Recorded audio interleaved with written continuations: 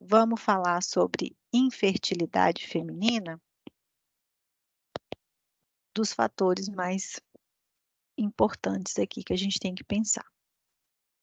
Pensar que 40% da infertilidade ela está relacionada à mulher e 40% ao homem, né? Então é igual esse percentual, tá?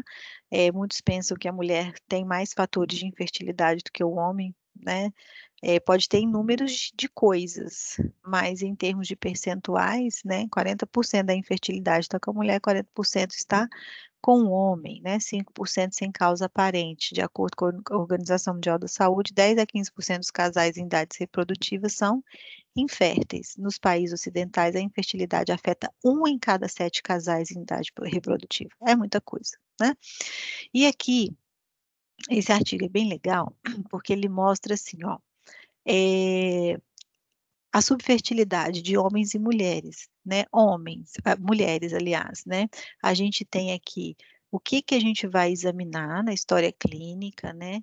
Da mulher, olha quanta coisa a mulher precisa de ser investigada. E olha aqui do homem, análise, né? Feita pela análise do sêmen, né? E questões hormonais do homem e tudo mais. Então, o homem realmente o aparelho reprodutor dele é mais simples, da mulher é mais complexo. A gente tem ovário, a gente tem trompa, a gente tem útero, né? A gente tem a vagina, que também é importante para o processo de reprodução, né? O homem não, ele é mais simples, tá? Então, o que acomete as mulheres, né, tem muito mais coisas relacionadas, tá? Então, aqui ele é bem interessante que ele fala que né, eh, diversas causas e exames que são interessantes de serem feitos, né, como que, para chegar em que diagnóstico, tá? Então, é bem legal observar esse fluxograma aqui desse artigo para vocês terem em mente aí, né, eh, o que que afeta, né, a fertilidade feminina. Esse outro aqui da Nature também é bem bacana e ele mostra várias causas, né, mecanismos da infertilidade ou da subfertilidade feminina relacionados ao ovário, né, nas trompas, no útero, enfim. É bem bacana, é um resuminho bem legal aí de ter. Esse outro aqui também mostra isso, né, questões relacionadas ao ovário, à trompa, ao desenvolvimento do embrião, né? Porque se não houver nutriente suficiente, esse embriãozinho nem continua se formando, né? Vocês já ouviram falar na gravidez química, muitas vezes, né? Então, quer dizer, ele nem desenvolve, né? Então, muitas vezes, o embriãozinho, ele para de desenvolver aqui, dentro da trompa ainda, ele nem vai adiante, né? Por quê? Porque ele não tem qualidade, ele não tem saúde mitocondrial, ele não consegue seguir adiante, né? Então precisa de pensar nisso, tá? Muitas vezes ele não consegue implantar. Por que que ele não consegue implantar? Porque existe uma inflamação, né? É uma endometriose, é uma adenomiose. Por que que ele não implanta? É deficiência nutricional, né? Ou por que que ele não fecunda, tá? Tem alguma questão anatômica envolvida, né? Igual ele mostra aqui. Enfim, por quais motivos, né? Aonde é que está o problema aí da subfertilidade dessa mulher, tá? Aqui a gente tem a faixa de idade e o tempo de espera para a gravidez. Então, mulheres abaixo de 28 anos, o tempo de espera para a gravidez é 1 ano e meio. Para quê? Para começar a investigar uma subfertilidade, tá? Isso na teoria. De 28 a 34 anos, 1 ano. A partir de 35 anos, tentou, deu 6 meses, não conseguiu engravidar, já começa a investigação, tá? Por quê? Porque aí a idade já avançou, né? E aí a gente pode ver aqui a taxa de gravidez mensal por tentativa em relação à idade da mulher. Então, quando a mulher tem menos de 30 anos, a gravidez natural dela pode acontecer em 25% dos casos, né? A taxa de gravidez, tá? Depois de 30 anos, de 31 a 35, cai, e a partir do momento que ela atinge os 40 anos, cai mais ainda, né? E aqui ele coloca as taxas de sucesso com a FIV, né? Então veja que quando ela está mais velha, né, 43 anos ali, o percentual já diminui mesmo na FIV, tá? Com ovodoação, esse percentual aumenta. Por quê? Porque aqui essa taxa está caindo porque a qualidade do ósseo cai, diminui bastante, certo? Ah, Cláudia, então a FIV é chance de sucesso? Nem sempre, né? Por quê? Porque o ósseo dela pode não ter qualidade, porque o espermatozoide pode não ter qualidade, esses embriõezinhos podem não ter qualidade, né, boa, uma classificação boa, e o corpo da mulher pode não estar preparado para engravidar, e aí ela pode não conseguir engravidar. Quantas vezes eu pego mulheres que estão indo para FIV, vai fazer FIV e depois engravida naturalmente, por quê? Porque a gente arrumou o corpício dela, né, e aí ela consegue engravidar, tá? Fato é que idade é um fator que a gente não mexe, né? E com o passar da idade, a taxa de fertilidade diminui? Diminui. O que que aumenta? Aumenta o risco de abortos espontâneos. Por quê? Porque a qualidade do óvulo cai, gente, né? Aumenta o risco para bebês sindrômicos, né? Então, aumenta o risco também para abortos, tá? Então, quando a gente recebe no consultório uma mulher mais velha, principalmente acima de 35 anos, a gente já sabe que a chance dela de ter um bebê sindrômico, por exemplo, é muito maior do que aquela mulher mais nova, tá? Isso teoricamente, porque eu falo para vocês que hoje, às vezes, a gente tem jovens que têm uma saúde tão debilitada, com sobrepeso, alimenta tão mal, que pode ser que a qualidade do ósseo dela seja pior do que de uma mulher de 35 anos que se cuida, tá? Então, isso é fato, né? Mas aí a gente tem que pensar mais ainda, né, com essa questão idade, nessa qualidade desse gameta, tá bom? Porque a gente sabe que essa qualidade cai, o envelhecimento acontece ao longo dos anos e a gente tem que trabalhar muito nele, tá bom?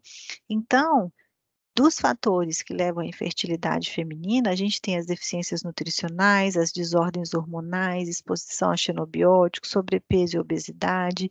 Todos esses fatores aqui levam ao estresse oxidativo ou uma inflamação subclínica que vai comprometer a qualidade dos gametas, do endométrio, compromete a ovulação, implantação, desenvolvimento do embrião, né, atrapalha uma programação metabólica e corre riscos na gestação. Relacionados ao útero, a gente tem endometriose, miomas e pólitos e a questão do endométrio fino, ou então questões anatômicas do útero, que aí não tem como a gente intervir pela nutrição, é uma questão anatômica, tá? A gente tem em relação ao ovário, né, disfunção ovulatória e hormonal, então a gente pode ter uma baixa reserva ovariana, síndrome do ovário policístico, a hiperprolactinemia, que levam à subfertilidade, tudo isso a nutrição contribui muito, né? Outros fatores relacionados são alterações tireoidianas, trombofilia, eh, questões genéticas e de alergias alimentares. Questões genéticas é difícil a gente mexer, é lógico, é genético, mas a gente pode pensar na epigenética, né? Então, se existe uma genética para diabetes, né? Porque a mãe tem diabetes, porque teve diabetes gestacional, isso quer dizer que a chance da menina, da mulher ter é grande? É, mas a gente pode o quê? Contornar essa situação, tá? Então, genética não é sentença, né, gente? A gente sabe disso. Para cada questão dessa aqui, a gente precisa desenvolver um protocolo, né? Fazer um raciocínio clínico e desenvolver um protocolo. O protocolo não tem que ser rígido, ele não tem que ser fixo, igual para todo mundo, né? Ele é um direcionamento para a sua conduta, tá? Então, por exemplo, quando eu tenho pacientes com endometriose, eu penso que ela tem uma inflamação crônica. Quando eu penso na inflamação crônica, eu tenho que pensar em uma alimentação anti-inflamatória, eu tenho que pensar em suplementos que vão ajudar nessa questão. Então, eu penso na cúrcuma, tá? Eu penso nas catequinas, eu penso no resveratrol, eu penso na quercetina. Então, isso são coisas que vêm na minha cabeça porque eu já sei que eu vou usar, que eu posso usar nesses casos, entendeu?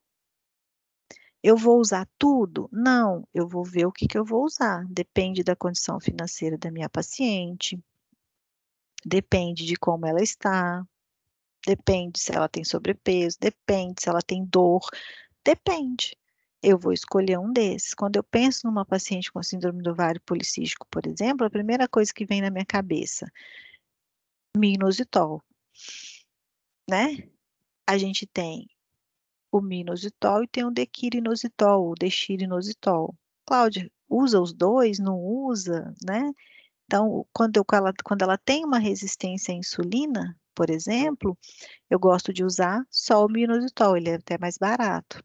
Quando ela tem alterações hormonais, o inositol também é interessante para modular o hormônio. Aí eu uso o minoxidil e o dequirinozitol, porque o dequirinozitol, que é um pouquinho mais caro, tem mais estudos falando da modulação hormonal com ele. Entendeu? Então, mas assim, o inositol está ali.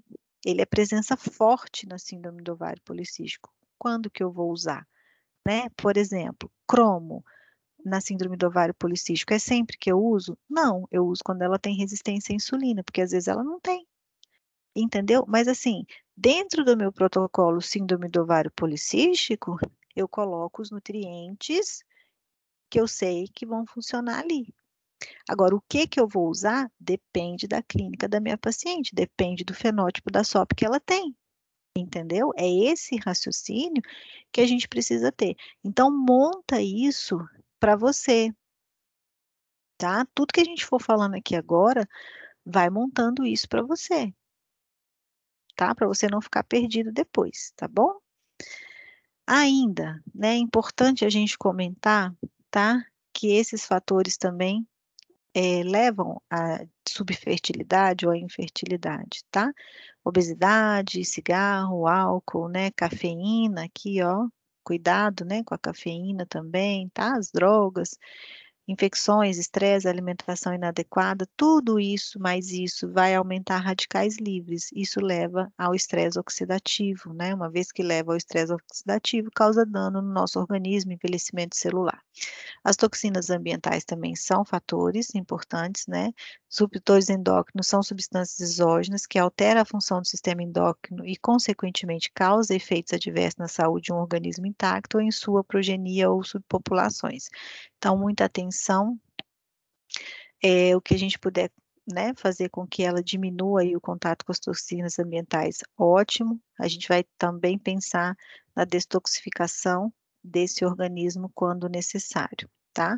Mostrando aqui, ó, que o bisfenol A, S, E, fitalatos, pesticidas, dioxinas, bisfenilas policloradas levam à insuficiência ovariana prematura.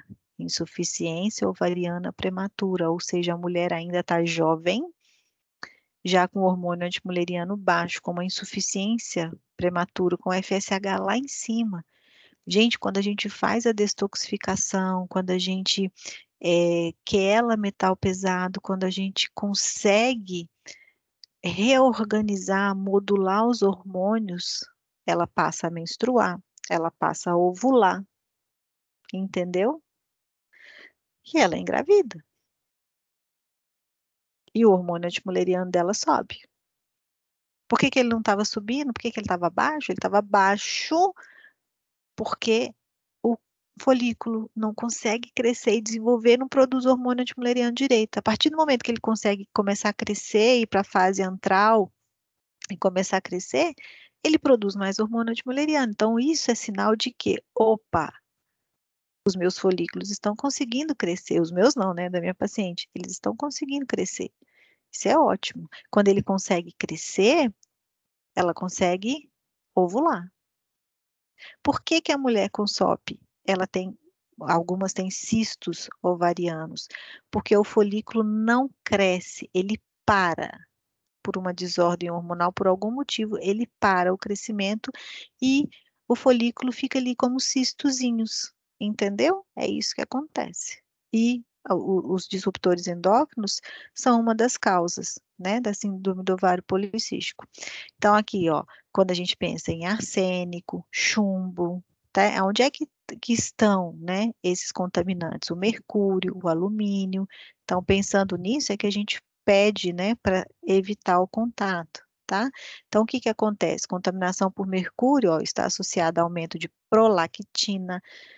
Prolactina está alta, estresse, pode ser contaminação por mercúrio, né? Síndrome do ovário policístico, TPM, dismenorreia, amenorreia, menopausa precoce, endometriose, tudo isso relacionado também à contaminação por mercúrio, níveis de mercúrio 30% maiores em mulheres com bebês prematuros, baixo peso e abortos espontâneos. Então, ele vai aumentar o risco lá na gestação. Então, é óbvio que eu preciso pedir antes de engravidar, eu tenho que olhar se ela tem contaminação por mercúrio, se ela tem contaminação por alumínio, por chumbo, por cádmio, por arsênico. Pelo menos, eu preciso ver. E grande parte das mulheres que eu vejo, elas têm contaminação por alumínio e alto, tá? Então, são exames que a gente tem que pedir na pré-concepção, tá? Então, vários fatores realmente levam a essa infertilidade, e vou contar para vocês que, né, que eu já falei isso em algumas aulas, quem já fez aula comigo, que essa infertilidade, ela começa aqui, ó, lá no útero da sua mãe, né? Quando você era um bebezinho, que você começou a formar suas células germinativas, algumas coisas impactaram nessas células germinativas, se homem ou se mulher, tá? Então, a gente tem que pensar, né, que isso atinge 3 gerações. Então, a mulher hoje que está grávida de uma menina, se ela tem síndrome do ovário policístico, a chance da neta dela ter síndrome do ovário policístico é grande, entendeu? É isso.